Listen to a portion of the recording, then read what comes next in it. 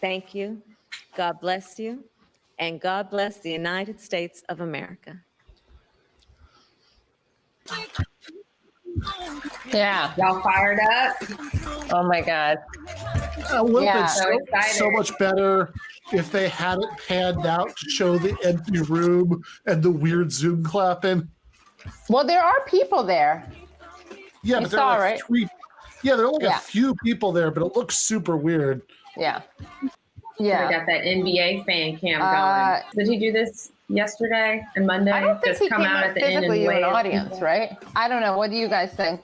I mean, this is just typical Democratic, vapid, empty rhetoric. I don't know. Did you guys hear a single No. policy in there that they're going to use to fight the pandemic or racism or police The I heard there was brutality? no vaccine for racism, but I didn't Right. hear There is no vaccine for racism. Right. The biggest, I think that to sum up the DNC, it's like structural problems, symbolic solutions.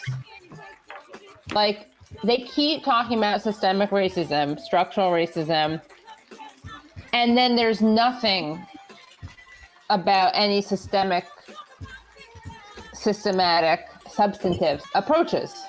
And what kills me, the biggest thing that kills me is that saying that COVID disproportionately harms people of color, which it does, and then not embracing Medicare for all.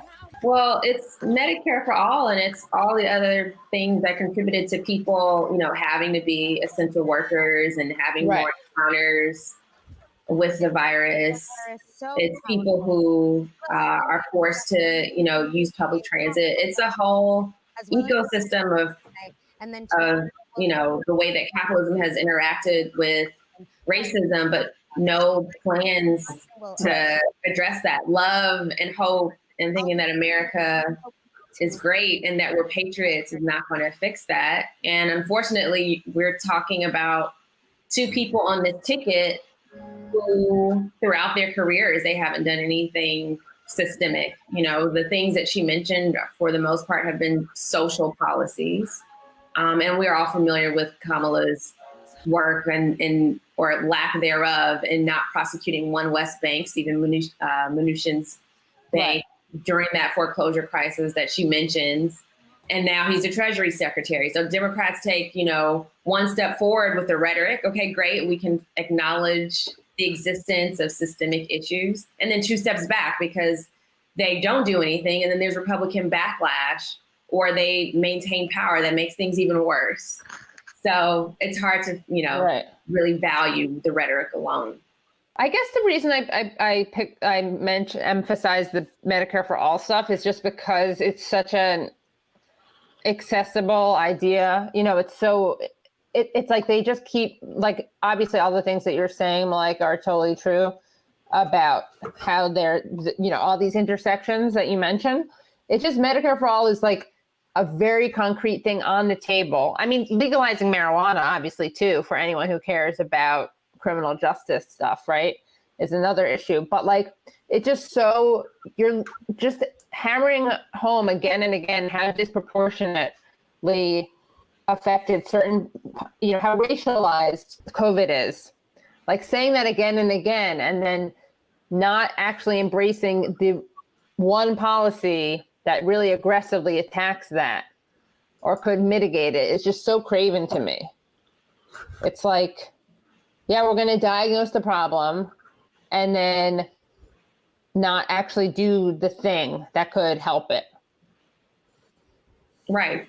Neither of them are committed to it. And as we all know, probably everyone who's watching this, Joe Biden said that he would veto it just, a few months ago when all of this emerged. So, yeah, I don't know if they really anticipate bringing in more people than Joe Biden would have, or any Democratic nominee would have brought in, or any establishment Democrat would have brought in, by themselves. So I don't know how much any of this really matters. Like I think they're speaking to the choir, along with some conservatives that have now been added to the choir, some defecting Republicans. But this message, they're in Milwaukee. Is this message really reaching the people who are suffering disproportionately from COVID. There's a higher racial disparity for COVID in Wisconsin than any other state. They are experiencing top 3 income inequality in the country. Black people in Wisconsin, they're experiencing the highest Black male incarceration rate in Wisconsin for Black men. Black people are also experiencing the highest unemployment rate for working age Black men. So if we're not talking about, if you go down from my reporting, going to the Midwest, and you ask them what kind of minimum wage they want, they're not talking about $15 minimum wage. We say we need $20, $25 is actually a living wage. So they're not talking concrete specifics for these people who have to be the postal workers, they have to be the nurses, and they have to be all these public facing entities, and we're not addressing their specific needs. They're not going to come out and they're not going to be excited, period. And to be in a state which is really like the center point, along with Minnesota, arguably. But Wisconsin is the center point for those disparities that she's talking about related to COVID. And they aren't explicit about that, and they're not explicit about what they're going to do for those people. So, it's who cares? Who cares besides the people who already are planning on going to brunch on November 4th? They're going to be making their brunch plans once, the country opens up in January. That's not who, they need to be talking to. Are they phone banking in those communities? Are they building power in those communities? I don't see it.